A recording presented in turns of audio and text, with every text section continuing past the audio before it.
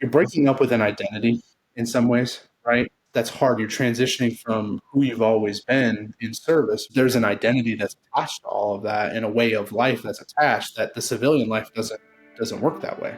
And so breaking up with an identity and learning how to be who you've been for the last 10, 15, 20 years or whatnot, and then adapting that, those aren't skills that are inherently taught to individuals, service or not.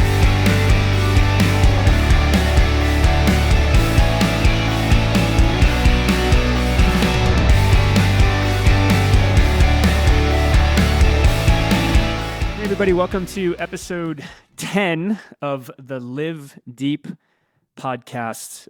We've got just a super important conversation we're about to have here, and couldn't be more privileged to host Chase Zajc. He and I were laughing. If you look at his name on the episode, it's actually over his shoulder there. It does not look like Zajc, but his name is Chase Zajc. Chase is a background in counseling. He's the executive director for just an amazing organization called Healing Warriors. We're going to get into who they are and what they do. But Chase, welcome to the show. Thanks for being here. Yeah, thanks for having me. Happy to be here. Yeah, thank you. I know we almost did this in person. We had some issues pop up. He's actually in northern Colorado, not far from me, but life happens. We're adjusted. We're here virtual, but Chase, again, thanks for being here. So Chase, Healing Warriors. I'm just going to give an overview of what I know, and then we're going to get into not only who Healing Warriors is and who you support, but also your story and how you're involved and why you're involved. But Healing Warriors is a suicide prevention program out of Fort Collins, Colorado, here in NOCO, as they say. It's a 501c3 nonprofit mission, and this is where it's incredible. Non-narcotic care for veterans and eligible family members at no cost. And I'm just going to read a quote that I found that just hit me when I was preparing for this, and then we're going to dive deep on Healing Warriors and veterans and preventing suicides. But, quote, "We envision a suicide-free world where veterans and their families can thrive." A suicide-free world. Wow, what a mission. It's particularly for veterans. So Chase, man, tell us a little bit about yourself. How'd you get involved with Healing Warriors, and then we'll kind of go into the amazing work you do. I am a father of two. My wife and I just moved to Severance a few months ago.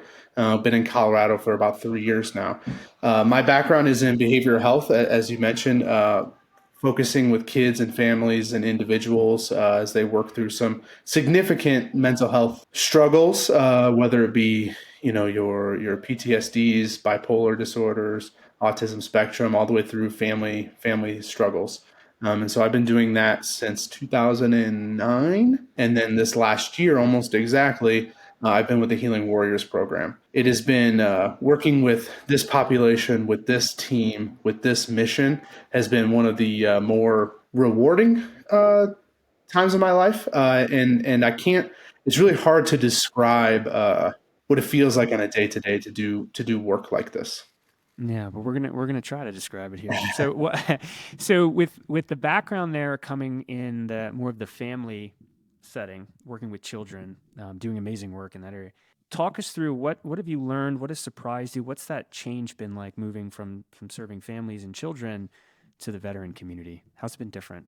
It's funny. There are some similarities in that the barriers are present, but they're presented differently.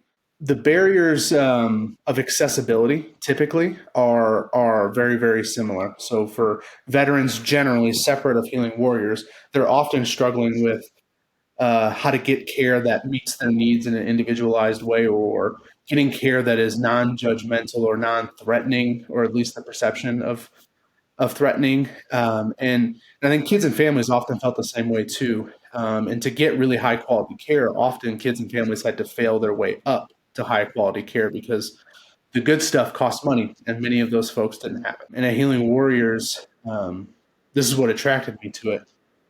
It is accessible, it is trauma informed, and it's individualized. It's not being replicated anywhere that I found nationally. So talk about, well, stay with accessibility for a second, and I'm going to throw another word in there, awareness. So I'm a veteran, and let's just say hypothetically, and thank God, I'm not struggling with any type of mental health issues in that area, but let's just say I'm sitting here in Timnath, Colorado. For the listeners, we're in a place called NoCo, Northern Colorado. Healing Warriors office is probably 15 minutes away from where I'm sitting. Chase, if I'm sitting here and I'm having some problems with sleep and trauma, and I'm aware of it, I'm struggling with my family, what have you, and I get to a point where I decide, you know what, I'm going to outwardly seek help. Walk me through to like an uninformed or maybe just a little bit naive, inexperienced veteran who just knows they need help but don't know what avenue to take. Walk me through like what path I would take and then how I would find Healing Warriors. In a perfect world, you would have found us through either some of our social media, advertisements or posts, or if you're associated with the local VFWs or American Legions. Once you have heard of us, there are two big ways that you can reach out to us. Either through email, there's a form on the website at healingwarriorsprogram.org that you fill out, or a phone call, 970-776-8387, or VETS, VETS. And honestly, you call, you speak to Tim, Sandy, or Emma, and you'll have an intake appointment probably within 36 hours. Let's go a different route. So let's just say I didn't for some reason, if I didn't, because what I want to try to unpack here is how do veterans get to you? And then also, how is the care and treatment that Healing Warriors would deliver different? What I'll just use the word like maybe traditional. I don't know if that's the right word, but let's just say I hadn't heard of Healing Warriors, and hypothetically I reached out, I called a local VA, a VA hospital or something. Is that what veterans might do? They might, if they're connected with their local like VSO. If you're connected with, let's use the VSO, because lots of veterans who are uncomfortable with working directly with the VA will work with our local VSO. His name is Lee Cooper, and he will give you our card, and they're down the road from us, and he may even bring you over to come see us. Wow. to tell about what we do.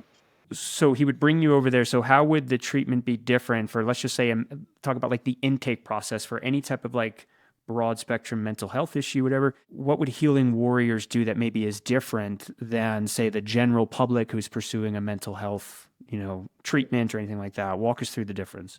So you shared what our vision is, which is a suicide-free world where veterans and their families can thrive, right? And the sentence before that we like to say is that we provide non-narcotic care. And so non-narcotic care is a great way of describing it in a very concise two-word kind of summary, but it doesn't say a lot. And so when you come when you come into the office, it'll look and feel like a typical doctor's office. But after that, that's really where the similarities stop. We wanted to bring the best of Western medicine, take away some of the things that people don't like and that aren't benefiting from, and replace them with more alternative, holistic or Eastern medicine modalities. What are some of the things in Western medicine that people don't like? We don't provide any medications of any kind. So there's no prescriptions, there's no opioids, there's no painkillers. There's nothing that you would ingest or anything that we would put into you that is not natural. No pain meds, nothing, not even aspirin. And also another part is some of the, and I'm sure you've experienced this, when insurance companies kind of are the ones paying the bill, there are certain paths that doctors, nurses, and offices have to take to stay within the parameters of how they're going to be reimbursed. We don't have that. We have some guidelines based on licensing with the state and what the best practices are for what we do. But those are much bigger than the narrow paths of insurance. And so we bridge the gap by doing non-narcotic care through acupuncture, craniosacral therapy, and healing touch. Okay, let's hit that second one. I think most people know what acupuncture is, and if you don't, look it up. What was the second one there, Chase? It's craniosacral therapy. And so that one is light touch that examines the membranes of the central nervous system to provide relief in, almost, to me, these are my words, is how I experienced it, like a reset of that system, right? And so a lot of like high-end athletes who have experienced concussions saw symptom relief and some healing using craniosacral therapy. And so the same is true for veterans that have experienced like TBIs or post-traumatic stress or significant pain in areas. It helps promote a healing. I'm going to say reset again because that's the word that best fits what my experience was. A reset to those areas. And so it is incredibly light, subtle touch by the craniosacral therapist to examine those areas, and they sense and they feel what's wrong or misplaced or what's blocked. I love where we're going with this. I want to go into more detail, and I just want to comment too on just anecdotally my reaction to the idea that these in my words, alternative, not medicines, but alternative methods to achieve the same goal, which is healing and health, right? Live Deep, it's the name of the show. It's the tagline of our company. Live Deep means, and I'll get back to responding to you, but Live Deep, really what it means in a loosely definition here is how do we live present and basically disconnected from or absent from the need to ingest or to insert things into our lives just to do life on the daily? How do we live present in all of our faculties so that we can have joy in life and we can not have anxiety, scattered thoughts, all of the things, right?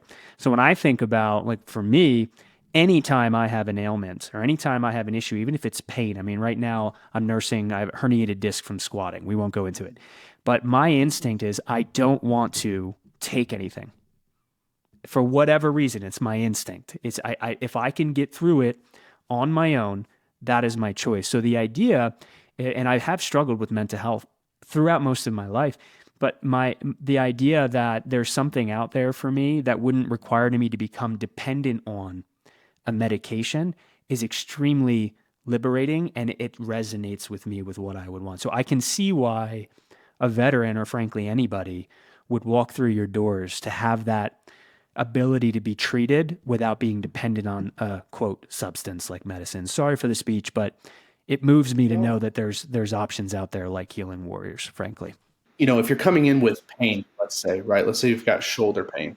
Lots of people experience the effects of a painkiller, right? But that lasts for several days without the side effects.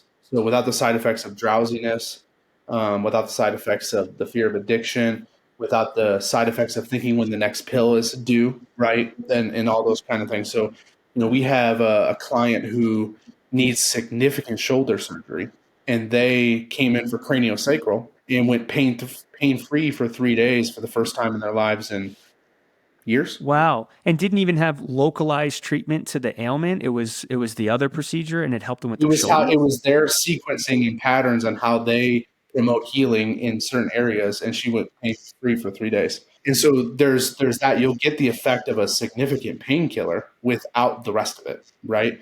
Now, it's not curing anything. It didn't fix the shoulder, but it made it livable, right? And so if you're having a mental health struggle, right, this isn't talk therapy. We don't do counseling or any of the such, but you get the cathartic experience of a really good, healthy therapy session without having to say a word.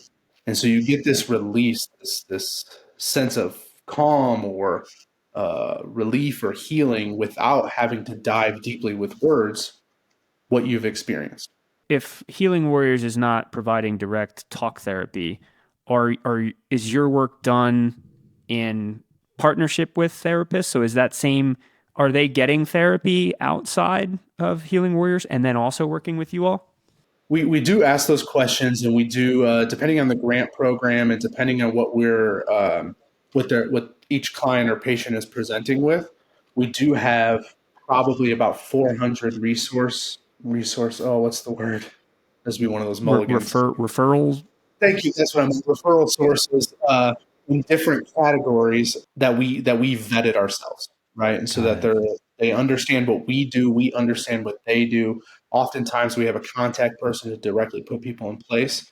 But since we don't work with counseling specifically, we do partner with state level VA affairs or VA organizations, and then federal organizations, but then also community providers throughout the Front Range.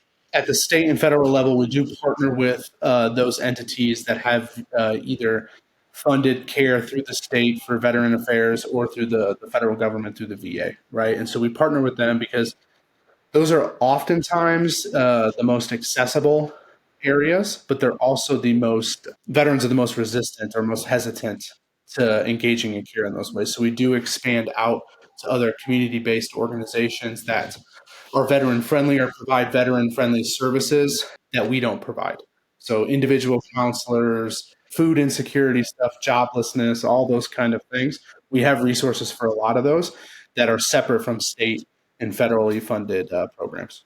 Quick not rabbit hole, but a quick rabbit divot. Twice you've said, this time you used the word hesitancy, that there's a hesitancy in the veteran community to pursue those types of resources or that help. Earlier on, you said something similar.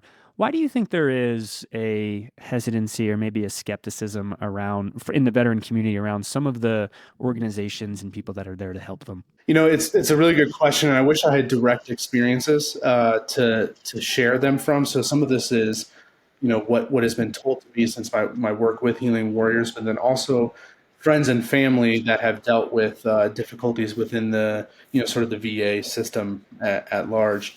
And as a disclaimer, I think this is important, we have our largest suicide prevention program is funded by the VA. And we could talk about that because I think it's really, really important what is available and how it's different. But we do, our largest grant is through the VA. And so that's an important disclaimer to say we're really proud to have that grant, especially for the work that we do. Most men and women who have experienced care with the VA typically have a really bad experience to start with, whether that's their customer service or an unclear answer, or it's rooted in because a lot of our veterans right now are from the Vietnam era, right? And so there's a lot of trust on what happened over there, what is causing some of their ailments, and what they're entitled to because of their service to our country. So a lot of it is rooted in mistrust or distrust and just not great experiences with those organizations. And there's some that have loved every experience they've had. It's dependent on the individual, I guess. Just a quick, so with Altum, there's a fitness app that we're building, but we also have a companion community where we have habit change programs. And one of those programs is around, you like the word reset, but it's called the AF30, Ultimate Fitness 30-Day Alcohol Reset. And what it is every single day, and it's built on science, but there's video and content and actions and things to do to bring people from wherever they find themselves on the spectrum of alcohol use disorder to wherever they want to go. So if it's 30 days without drinking, great. If it's cutting back drinking, great. All that to say, when we built that course, me being a veteran and having so many veterans in my family, we wanted to give it away to veterans for free. So when I set out on that mission to basically just make people aware of it, one of the places I went to was a place called Reddit. Most of us have heard of it. Unless you've been in there, you might not know what it is, but it's just massive free community for people to kind of gather around certain topics and share information and talk. Sometimes it's entertainment, sometimes it's formative, but there is it's called a subreddit, but there's a subreddit kind of page called VA benefits. And I thought, great, I can go in there. These are people seeking some type of like health benefits. And I can just say, hey, there's this thing called Altum Tribe. There's a free course for you. Like go get it. Just go sign up. No strings attached. And while I was going through that process, I was just watching the conversations that were happening in there. And literally all this to say, Chase, I think for my own answer to that question, like why is there frustration or skepticism? I think it's immediacy and access and timing and bureaucracy. I see people in there that are just frustrated how long it's taking them to get the care that they think that they need, and kind of the lack of intimacy and contact that they feel. And because there's so many veterans that need help, and I think there's just not enough resources and people and humans on the other end of that phone or computer that are responding to them in the timeliness that they need. And that's just my impression of being in there and kind of answering my own question there, which makes me realize, again, back to the hypothetical to kick off the episode, if I needed help and I was aware of Healing Warriors and I could walk in the door and sit down with a human with a form that asks me questions, and then I can get that care quickly. And then what I'm also learning about your organization, it sounds like Healing Warriors is getting referees, getting patients sent to them. And also, if you uncover that someone needs additional care, whether it's talk therapy and whatnot, you can refer your clients outward to other people. But what I'm hearing, which is impressive, is it sounds like it's a like interconnected kind of network of care providers that really care for veterans, that once they meet you, you're going to take care of them, whatever their needs are. Yep. And just to tell a quick story that we had, I want to say it was about this time last month. It was right around the holidays. We had someone, a veteran, walk in who was struggling. We had never met this veteran before. We had never met, we knew nothing about them. They walked in and they were having a really difficult time. We were able to be flexible on what our intake looked like to start with, so that that person can get either acupuncture, I forget which one it was, healing touch, or craniosacral therapy that same day. So within 45 minutes, I want to say, of that person walking in, they were receiving treatment, give or take a few minutes here and there.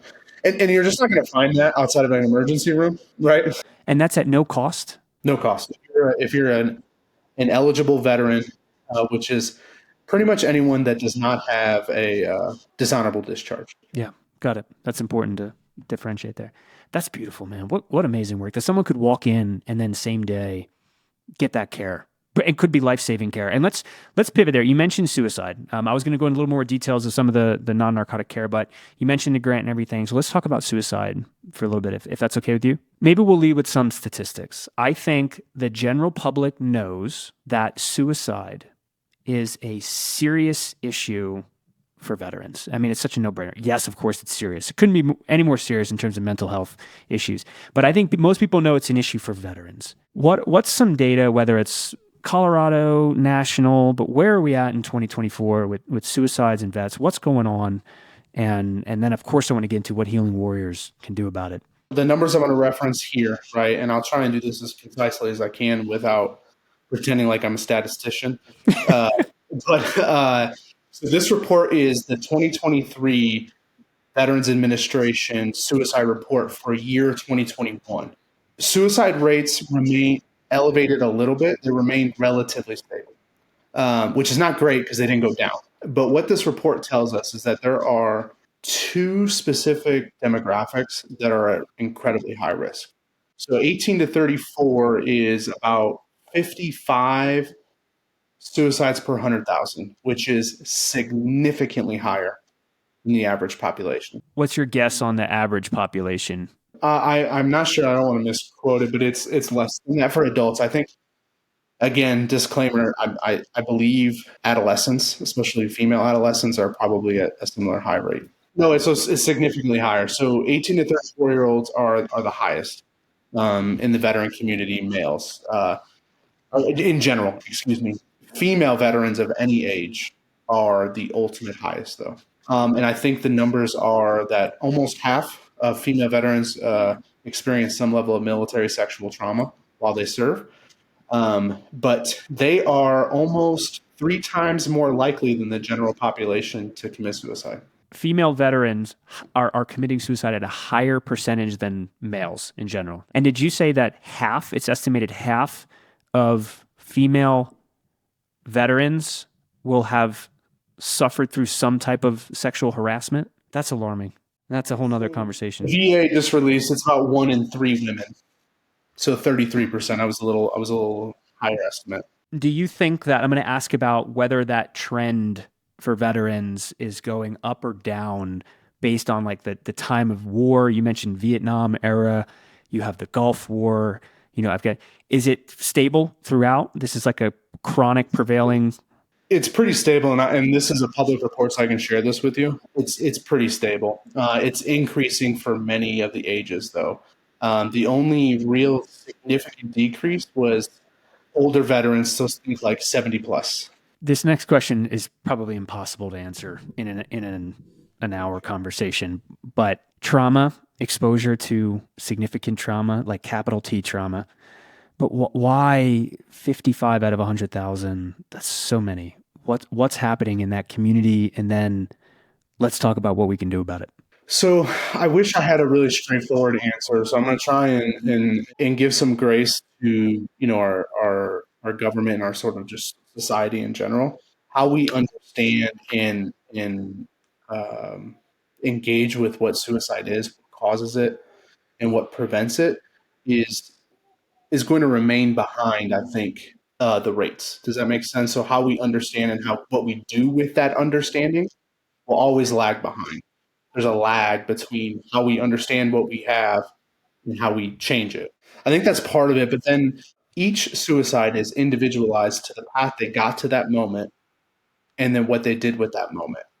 So the VA estimates that for a veteran, this is not the general population, but for a veteran, the moment or the time of a suicide is roughly about an hour, hour and 10 minutes. So think about 70 minutes from the decision to do it and executing on it. And so you're looking at an hour of time that we're being asked to predict and prevent. It's challenging in that each veteran, in each individual person, veteran aside, experiences their life in different ways, right? Their stressors are different, how they manage their stressors are different, what help they receive is different, what social supports they have, what financial supports they have. All these things make it a very complicated or complex, individualized experience. And getting to each individualized experience is incredibly difficult. And veterans produce their own set of challenges because of their training. You know, especially if you were served for 20 plus years and retired, right, as an officer or wherever, the training of resiliency, the training of surviving, the training of all those things to make you physically and mentally tough and resilient don't always work for you after. And I'm trying to find the number as I'm talking, but there's some of the highest risks outside of what I've already said is that first year of transition from service to civilian life. Some of the highest rates across all ages are in that first year of transition, right? Because some of the skills that you may have learned don't always transition to being I don't know, an auto mechanic or a family man or, you know what I mean? Or, relaxing for a few minutes here and there, I didn't answer the why. I answered that it's complicated and complex, and it's really hard for providers, whether they're places like us, the VA, or state level entities, to wrap their hands around and get to each veteran. No, I think you are answering it. It's a complicated answer. It's couldn't be more unique a tribe and more a unique experience than someone that gets into a tribe like that with the purpose and the camaraderie and the consistency and the values and all those things, and then has to transition out of it and then adjust to life. So I think just knowing that it's in that transitional period that presents that unique challenge, that there's something very different and unique happening during that time period. And it leads me to presume, and I want to hear you respond to this, but loneliness, isolation, hopelessness, are those common themes or feedback? I think I would agree with you. And I think I almost, and this is how I thought of it when I was trying to understand, kids, families, and individuals that were struggling before my work with veterans. You're breaking up with an identity in some ways, right? That's hard. You're transitioning from who you've always been in service, right? Which is depending on your branch, depending on your level of if you're an officer and how high up you were, like there's an identity that's attached to all of that and a way of life that's attached that the civilian life doesn't work that way. And so breaking up with an identity and learning how to be who you've been for the last 10, 15, 20 years or whatnot, and then adapting that, those aren't skills that are inherently taught to individuals, service or not. But to answer your question with stats, from 2019 to 2021, these are veterans that received care through the VA within the last year prior to their suicide death. 30.6% had hopelessness, 17% had written a suicide note previous, 24% had financial loss, 33% or almost 34% had relationship problems, 18% felt alienated, 14% had a perceived burden to others, and then the highest, top three highest, which is interesting, or top four highest, pain in the year prior to death, sleep problems, health problems, and a recent decline in physical activity.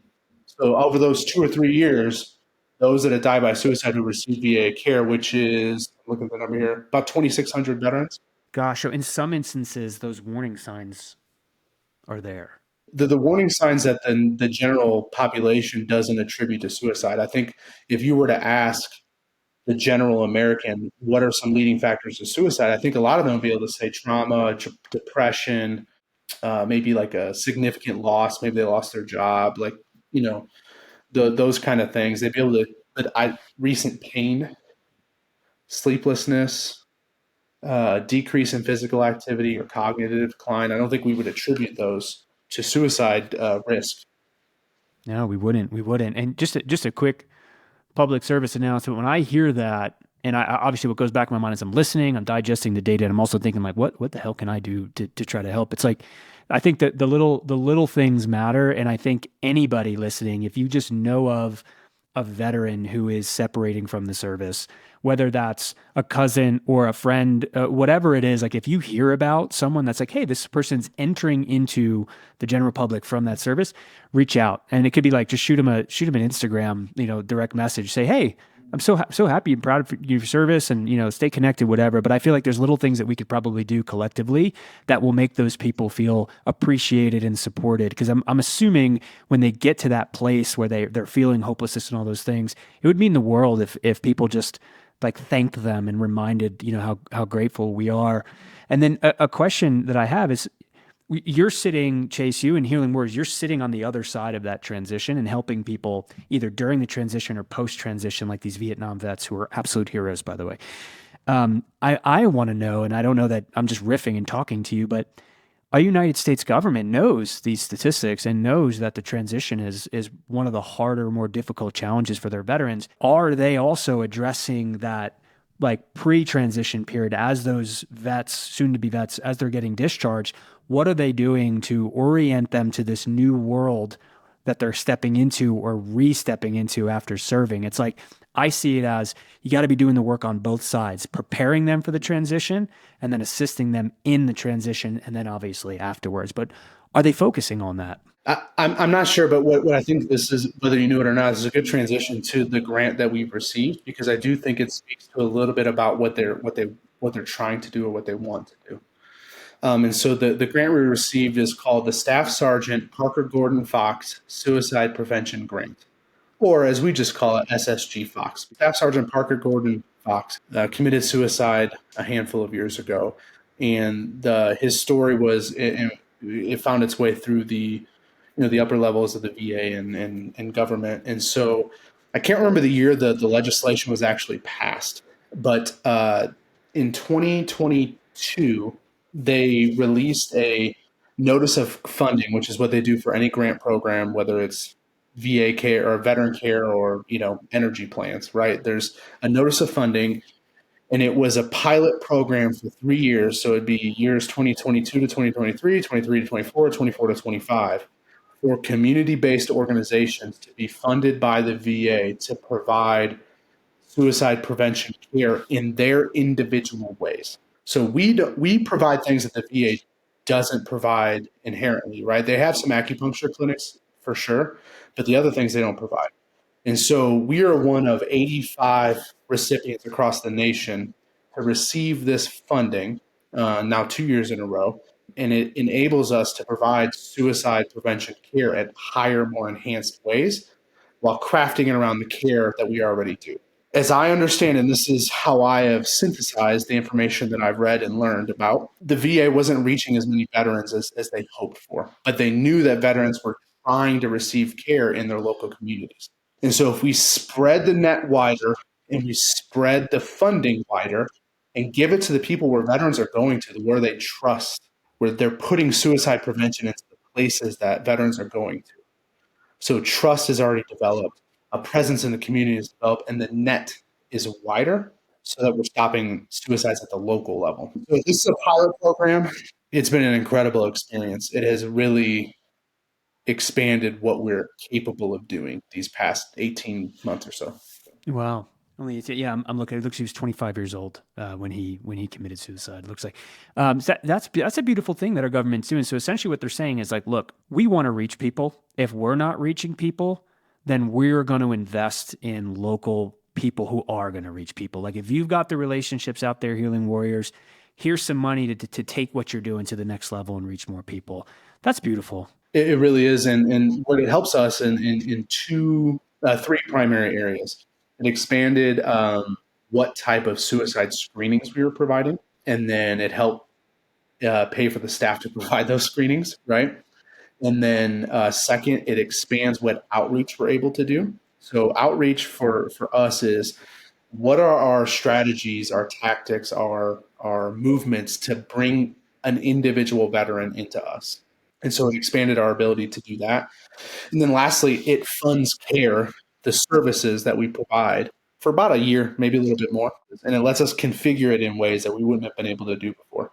The tactics to get more veterans into your web feels challenging to me, because a lot of those, the survey respondents from those VA patients that you talked about, a lot of that feedback probably doesn't come out.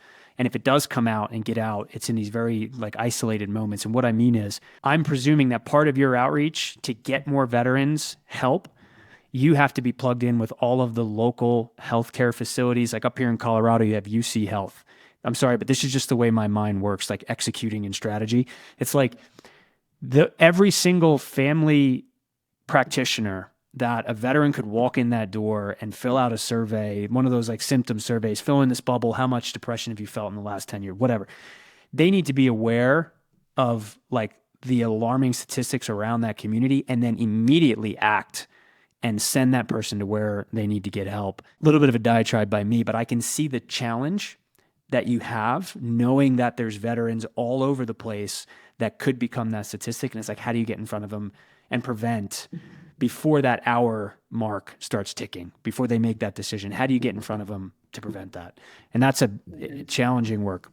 The layer just below that is, so yes, we have these big providers in the area we have, but who are the ones that the veterans trust, right? So if they're given a recommendation to go somewhere, where do we trust? Because if you have a big base of veterans who and their families who trust us, right? Word of mouth from them is way more impactful than, Nurse A at Poudre Valley Hospital in Fort Collins, right? Who do wonderful work. That's where our second child was born, and they were fantastic. But it's like, how do you pair the two, right? How do you bridge the gap between everybody so that veterans are met with care, compassion, understanding, and help? There's a little bit of a, not a little bit, there's a lot of bit of a stigma, especially in men, about what it could mean about us if we need mental health treatment. Or to put it this way, and this is the negative voice, it's like, if we can't cope with the burden that we have mentally, there's that stigma, which most definitely prevents people from doing outreach. And that to say, you know what I would do if I was sitting here and like day after day, you said sleep is an issue, I couldn't sleep, intrusive thoughts, just not happy. Do you know what I would do? I would Google. I would put in, do I have stress? Do I have trauma? Do I have PTSD? What can I do? Like, that's where I would start. So I would imagine a big part of your strategy has to be digital. It has to be inserting yourselves, whether it's an ad or branding something online, because that's where people are comfortable. Searching in the privacy of their home, that's probably the first step. It's like, what are my options? And then I'll engage when I feel comfortable. So I'm assuming like digital, just like any other like for-profit company, you got to get out there in front of people on their laptops and their computer screens. Yeah. Search engine optimization is a huge part of last year. We'll talk about the future later, and it's a huge part of what we want to do moving forward, because that outreach question, right? We have some really strong tie-ins with the older veteran community just based upon our base of patients, right? But those 18 to 50-year-olds, roughly, right, and women, that's the minority demographic for us, right? And so we need to find creative ways to reach out to those folks. Where are they getting their information? Where are they leaning on to get trusted referrals or trusted ideas to take care of themselves? We're based in Fort Collins. That's where our Monday to Friday clinic is at. But we provide services on alternating Saturdays in Denver, Longmont, and Colorado Springs as well.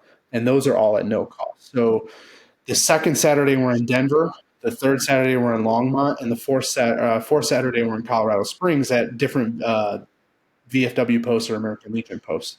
And those are from 9 to 1. First come, first serve. They're shorter sessions. You don't get all the case management that comes with it either, but you get all three modalities on most days in short sessions, free. Wow. And it's about getting the word out there. And that's amazing that you reach. For those that aren't from Colorado, that's like the Denver metro area, about an hour south of where Chase and I are sitting. But that's great that you're expanding out there with different facilities. If we could, and I want to get to where we're going in the future, we'll put a pin in that for 1 second. Another question I want to have is actually two around suicide. So let's just say your outreach worked. Someone somehow got this veteran sitting in front of someone on your end at Healing Warriors, in your office, one of those clinics, whatever you mentioned. Walk us through that. You said the three-pronged approach. I had taken some notes leading up to this episode about, pardon me, the number 4 was in it. A fourfold. Yeah. So talk us through what does that look like? You already mentioned one of those kind of, procedures or treatments, therapies. What are you doing for that patient when they show up? So our suicide prevention program is based upon 4 pillars: strengthening access to care, resourcing for veterans and their families, promoting connectedness, and coping. Okay. And so strengthening access to care is all the things we've talked about so far. We're here, we're immediate, we're free, right? And we're flexible about where we go, meaning the clinics in Denver down to the Springs. And so that's how we strengthen access to care. Quickness of appointments, remote ability to do intake. So if you needed help immediately and you couldn't come in, we can do remote. Resourcing is providing referrals for things that maybe we don't need, but there are adjunct needs that are impacting your quality of life, whether it's just stress and not quite suicidal thoughts or anything like that, but it's stuff that would make your life a little bit easier so it doesn't build up to those more difficult things. Promoting connectedness. Veterans receive care at no cost, but so do their parents, partners, and spouses. Wow. So that's the core way in which we promote connectedness. You can come in with a trusted loved one and they can receive care, not necessarily with you, but they can understand what you're going through care-wise. And we can do a lot of those resourcing and appointments as well with them. And if you're like a Gold Star family, that still counts as well.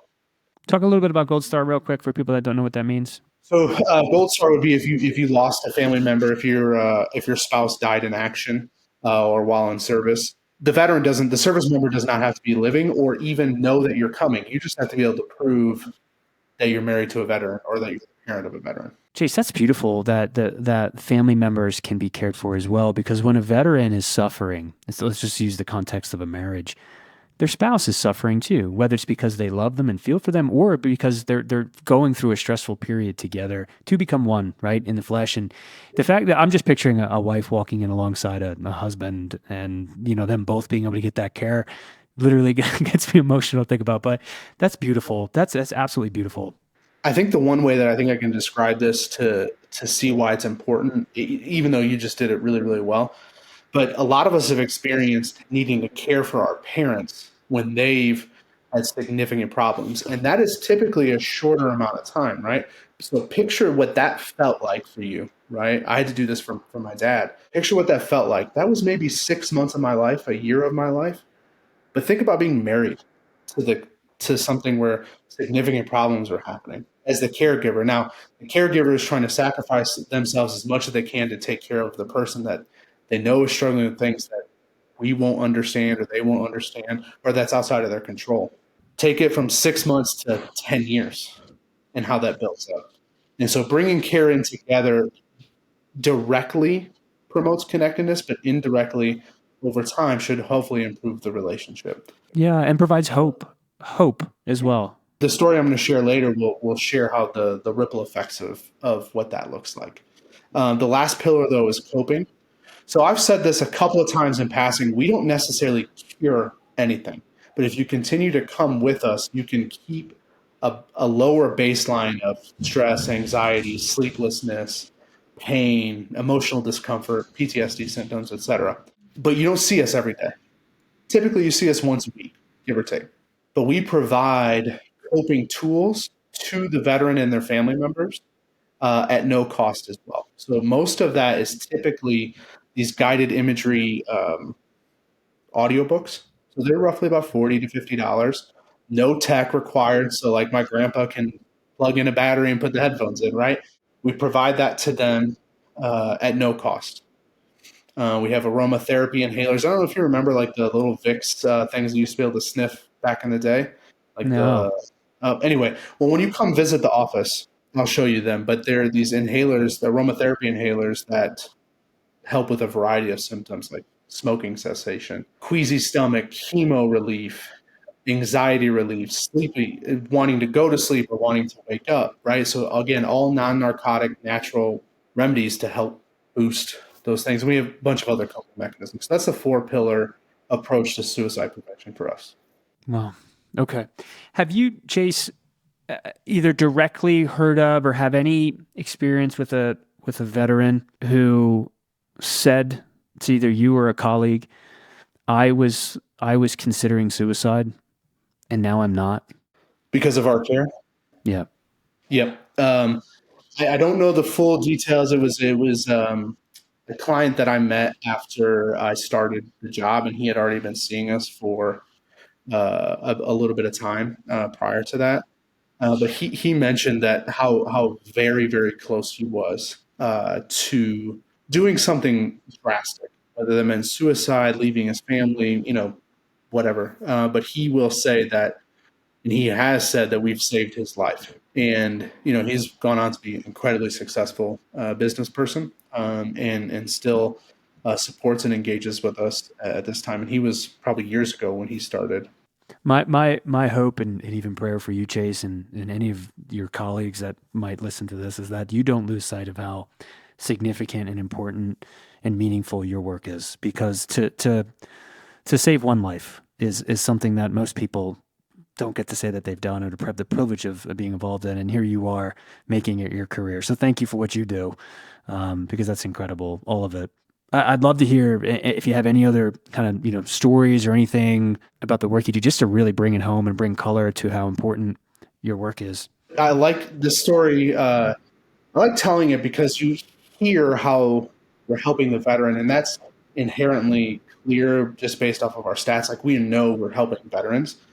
But what we don't always know, it's really hard to quantify the effects that the people who are around that veteran are getting, right? How they're affected by their loved one's improvement. I think the estimate is when someone commits suicide, 100 people are affected, directly or indirectly, right? And so I'm going to tell the story. This is from our prospectus, which I'll talk about when we talk about the future here in a little bit. But this is this little boy had been coming into our clinic with his dad for the past 3 weeks.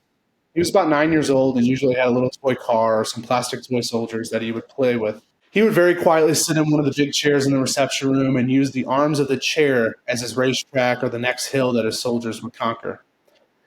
We often asked him if he wanted juice, water, or a snack, and he would usually say no and just continue playing with the toy, typical shy kid kind of thing, right?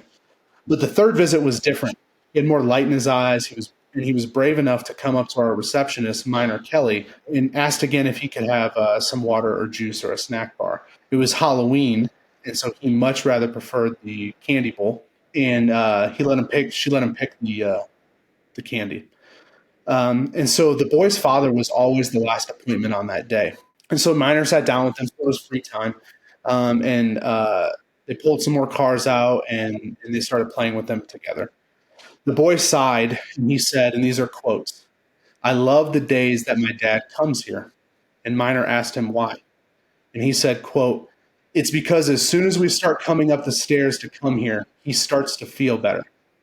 I know we're going to go home after his appointment, and it's going to be a good night with my dad." The impact on the veteran on a per session basis is incredibly clear to us, but we don't always get that. The community doesn't understand that. We're giving a kid his dad, right? Like, I don't know how else to say it.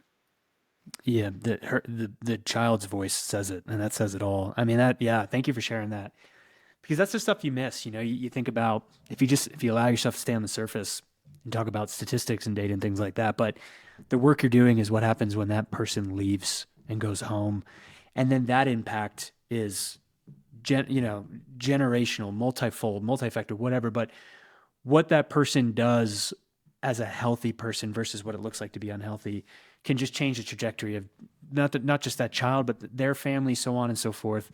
My own struggle here to try to put words to the significance of what you just shared, but it's clear to me, and the work you're doing is incredible, and thank you for doing it. the team at Healing Warriors, both our kind of our day-to-day staff, and then the vast majority of folks that are providing the direct services, the direct acupuncture, craniosacral, and healing touch, are all contractors who are doing this at affordable rates for Healing Warriors, so that we can continue to keep it free. They are an incredible, dedicated, caring, understanding team. Without their dedication, we're not doing any of this. So let's talk about the future. Healing Warriors. Where are you heading? What are the goals? What's next? And I think most importantly, how can anybody support and help that? Yeah. So support is always in the big three ways, right? Spread the word. Our priority is to make sure that every veteran in our sort of current catchment region knows that we exist. And if they know that we exist from a trusted person, hopefully they'll come and see us, whether virtually or in person. And so outreach. So if you are a veteran, or if you know a veteran, or if you're a family member of a veteran, call us 970-776-8387. That's primary one. Let people know that we exist. And that's incredibly important because in Larimer County, they estimate about 20 to 22,000 veterans live in Larimer County. In El Paso County, for those that have lived in Colorado longer than I have, I apologize if that's the wrong name, but where Colorado Springs is at, there's 85,000, we'll just say 100,000 veterans in those two counties alone. As of last year, we surpassed our 35,000th appointment over 10 years, which is an incredible amount of appointments. But when you look at it in the scope of 100,000 veterans between two of our biggest counties, not including the Denver metro area, that's barely scratching the surface. Second is, if you're an individual and you want to donate to our cause, we would greatly appreciate that. The form to fill out donation is all on the website. Again, healingwarriorsprogram.org. So donations are always welcome and appreciated. And then if you're an organization that wants to get involved, that wants to host a fundraiser, that wants to give back in some way, if you are a graphic designer that wants to help us do the next logo or the next apparel thing and want to help out and donate some of that, all of those things make it easier to continue to provide free care. The third one is volunteers in our events. So we have probably anywhere between like 100 and 200 volunteers in our database that we use to do a variety of different things. But we also have 3 major events each year. We have a 5K, which is May 19th at Spring Canyon Park in Fort Collins. August 9th, and I just got this date yesterday. August 9th is our 4th annual golf outing at Mariana Butte in Loveland. And then sometime in the fall, pre-winter, will be our gala, which will be our 5th Star Spangled Gala, as we call it.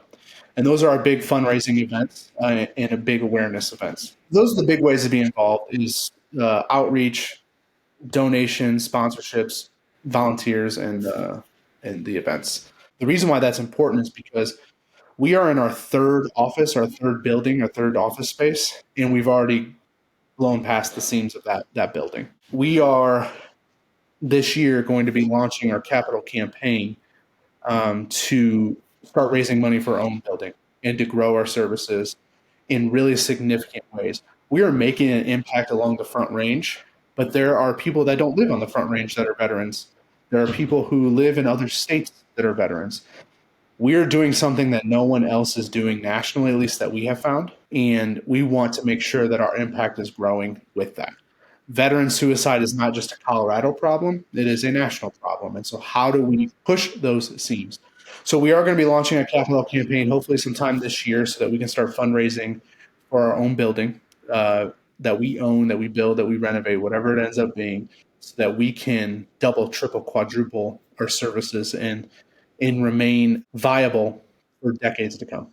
Yeah, and to reach those people you haven't reached yet, whether it's here in Colorado and I would even say, if an episode like this, if it's blessed to reach people outside of Colorado, hopefully something sparks or triggers that people can, replicate this type of program and understand the value in it. So we'll certainly do our part to get the episode out there in front of people. What's the website, Chase? HealingWarriorsProgram.org. HealingWarriorsProgram.org. Multiple different ways to get involved and support. You and I are going to chat offline about ways that Altum Fitness can help, because I'm moved and I'm inspired, man. Anything else you want to cover on this episode, Chase? The only other thing I would add is if you have a question, if you're not sure about how we can help, ask the question. Fill out the form on the website. Call the number again, 970-776 VETS, VETS. I responded to an email a week and a half ago about a veteran who was like, I've got this ailment. Will you be able to help me? And we responded within 8 hours, and he got an appointment. Ask the question. Yeah, you never know. You never know. Just ask. You go from there. Chase Zajc, hey, thank you so much for being here. Your work is beautiful, and we'll get the word out. Healing Warriors, everybody. Chase Zajc, thank you so much. Thanks, Jesse.